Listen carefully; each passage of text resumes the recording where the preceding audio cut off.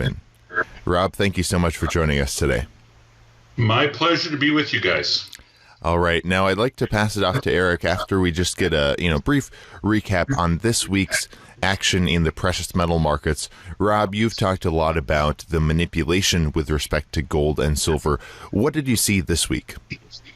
I saw the Exchange Stabilization Fund doing what it does best, interfere in the capital markets with its dark money, which consists largely, I would expect, of much of the missing 21 trillion that no one seems to know where they put, as referenced by Catherine Austin Fitts and Dr. Mark Skidmore of Michigan State University.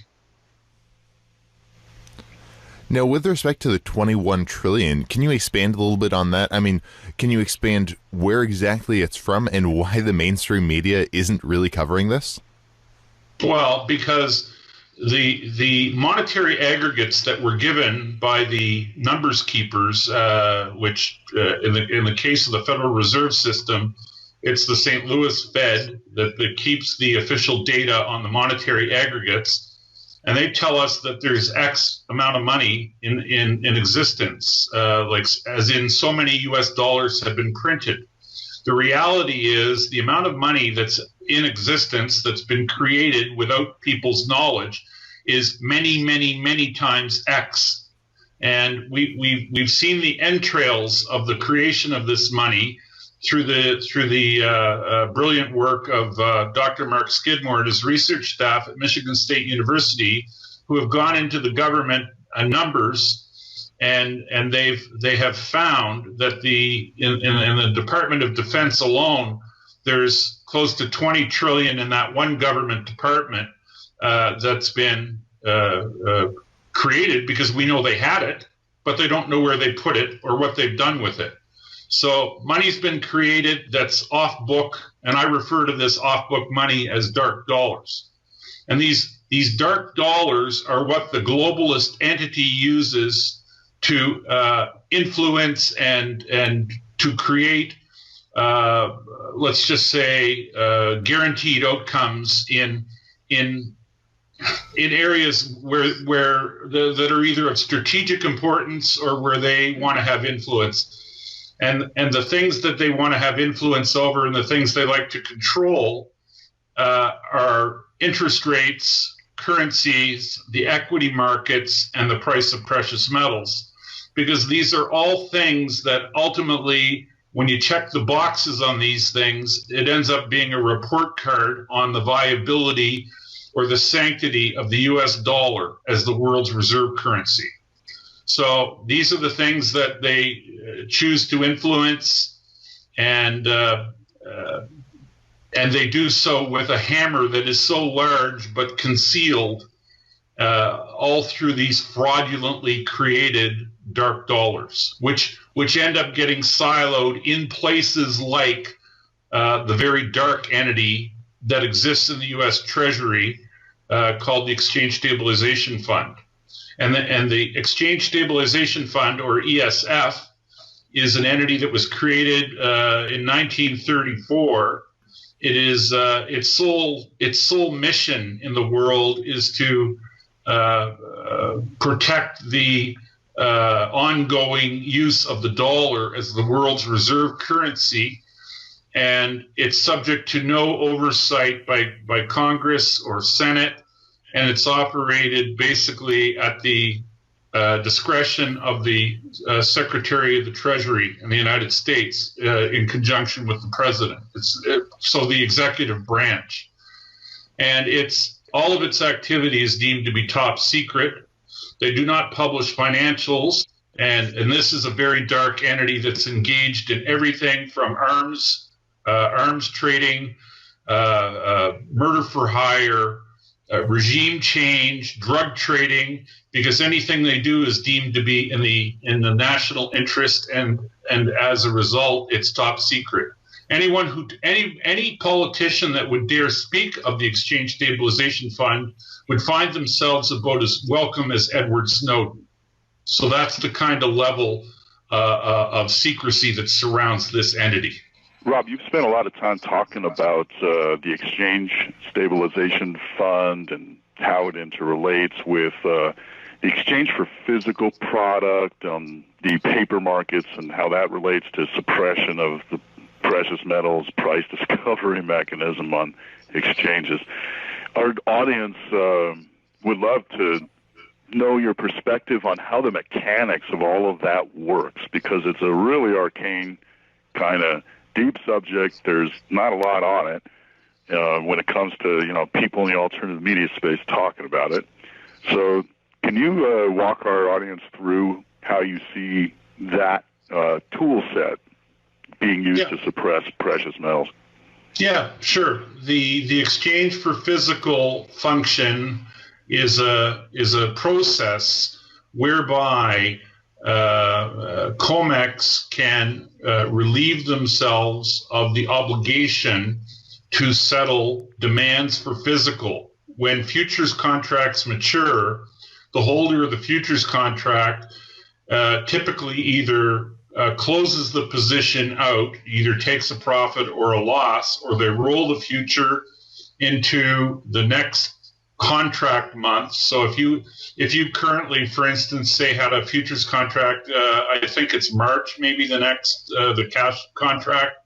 So as we get closer to the March deadline for the March gold futures contract, people that want to remain long gold would typically sell their March futures contract and buy maybe a June futures contract, and we call that rolling the position forward. But what happens sometimes is people say, I don't really want to play the paper game in the gold anymore. I have this futures contract, which if I exercise my rights, I'm allowed to get delivery of physical metal. Each COMEX gold futures contract is supposed to represent notionally 100 ounces of gold.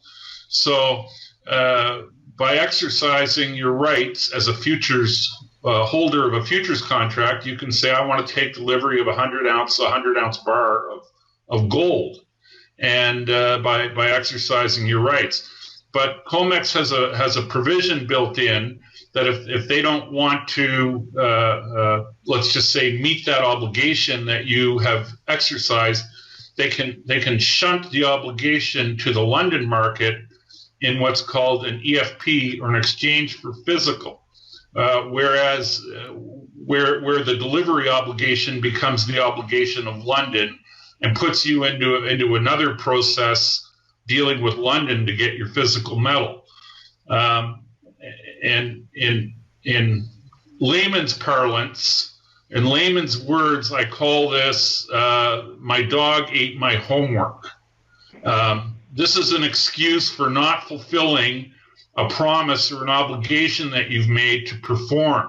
When COMEX shunts the obligation to deliver physical off to the London market by washing their hands of the contracts that they have entered into or sold supposedly in good faith, it's the equivalent, in my view, of saying my dog ate my homework. That's why my homework isn't done. So this is the kind of shenanigans that are commonplace on the part of officialdom in the precious metals arena, and this is the kind of nonsense that goes on and has been going on for many years on the part of officialdom, and these shenanigans don't end at exchange for physical. They also include such things as central banks, when they list their gold holdings on their balance sheets, they count gold present in the vault the same as gold that's been leased out. And when central banks lease out gold, it leaves the vault, and they put an IOU in its place. So when central banks are reporting how much gold they actually have, they might claim to have 2,000 tons of gold, but 1,800 tons of it could be leased out, and maybe they have 200 tons in the vault, but the 1,800 that's left the vault is counted the same as the 200 that's actually present. And this kind of double counting is acceptable and allowed in central banking circles. If you and I tried using that kind of accounting practice in business, we'd be in jail. Central bankers operate in a crooked fashion, but everything about the metals market, the more you look into the metals market and the customs that, whether it's an exchange for physical or the double counting of bullion present in the vault, nothing is as it appears when you're dealing with, let's just say, the gold market from an institutional level. And we should also point out, too, that central bankers are very much, they see the leasing question as a state secret. I mean, I believe it was Dudley that was confronted by a member of GATA in a meeting, a public meeting, a year and a half ago or so. That was in New York, yes. Yeah. They don't want to answer those questions. Was it Dudley? Forgive I me believe for my it was memory. William Dudley, yes. Yeah, it's a New York Fed guy. So, he was put on the spotlight in a public forum about the issue of leasing, and he, tucked tail and ran. Recently, Powell, our current Fed chair, back in 2012 was on record in an FOMC meeting talking about how the Fed was suppressing volatility and that he was scared about it. He said that it would blow up on the Fed. He was worried about that. We can see little footprints that disclose how there are, in fact, nefarious activities going on, and this is not publicly reported. There's no, transparency on these kind of activities, and it's very likely that the gold that is leased out with multiple claims, not just double counting, but God knows how many claims there are on every single ounce.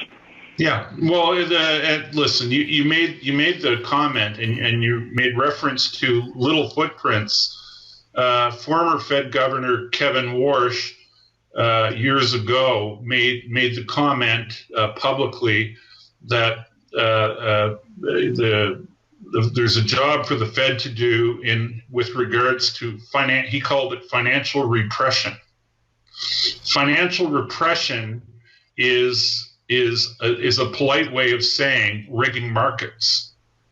And when he says we have work to do there, referencing the Federal Reserve and central banks, what he's really doing, what he's really saying is we, on behalf of the U.S. Treasury, need to rig the price of gold to make the dollar look pretty.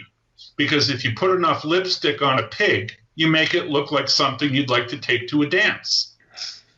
And that's exactly what these clowns have been doing in our capital markets now for a very, very long time. And you see, if you look at the reality of the situation, is this is vis-a-vis the dollar. The Chinese are and have been America's biggest financier in the last 15 years. They are now holding less, I think 10% less U.S. government securities than they were holding in 2013. The U.S. government has continued to print additional new amounts of government securities to the tune of about $1 trillion a year since 2013. So that's another $1 trillion in 14, $1 trillion in 15, $1 trillion in 16, $1 trillion in 17, and they're going to do another $1 trillion again this year or more. And China has bought none and actually pared some of their holdings. Who's buying the bonds, guys? Who's buying those bonds? Do you think some of the money that's being used to buy the bonds might be a part of that 21 trillion in missing money? Do you think that America's maybe buying some of their own debt? You see, because this is, if you get your head out of the sand or other dark places and you start contemplating who's buying the debt, you very quickly come to the conclusion or the rationale that America has to be monetizing its own debt. And you see, and the Federal Reserve, of course, says, oh, we're not engaged in any QE. And you know what? The Federal Reserve probably is technically correct, because it's the Treasury that's monetizing the debt with the dark dollars that have been created off book.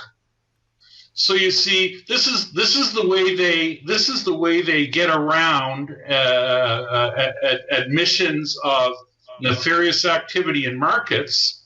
They do so by using legalese, jingos, where the Fed says we're not engaged in any QE. Well, okay, you're right. You're not engaged in any QE, but you're acting as an agent to buy the debt for the ESF. And they're buying that debt and they're stuffing it into a black hole.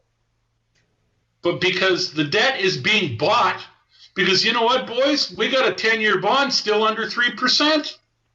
And the world's biggest buyer, supposedly, of government debt isn't buying any and hasn't been for 3 or 4 years.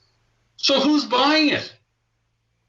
You know, don't tell me Ireland or Belgium. I mean, because that's just nonsense. Hey, Rob, this goes back to, I mean, you described this as the derivative price control grid, essentially, run by the ESF. I mean, how long can this go on for? You know, I mean, can this just go on for indefinite time periods, or when does this get called out? When does this finally start to come in on itself? Well, you know, I would suggest to you that America's being called out on this now. You know, what we are discussing and what we are referencing is the reason why the BRICS nations, and why China and Russia in particular have outlawed the dollar. I mean, how many countries in the last 3 months have gone off the dollar and have claimed that they're going to settle no more of their international trade accounts with dollars? We've seen Venezuela leave the dollar. We've seen Iran has outright banished the dollar from any trade. We have China dealing in oil with Russia in non-dollar. We have China dealing in oil with Venezuela non-dollar. We have, I mean, my goodness, it seems to me it's a new or a different country every other week that's saying no more dollars in their international trade. And a lot of these countries are oil producers. And you see, the reason why this is happening is because countries, you know, have become plugged in and have become awake to the poor stewardship that America has demonstrated in their stewardship of the world's reserve currency. It's not because they hate Americans. Listen, this malfeasance in the capital markets is at the root of a very, very large amount of our international friction that we see in the world today. And, you know, God bless Donald Trump and everything he's trying to do. But if he can't get his head around and try to rein in this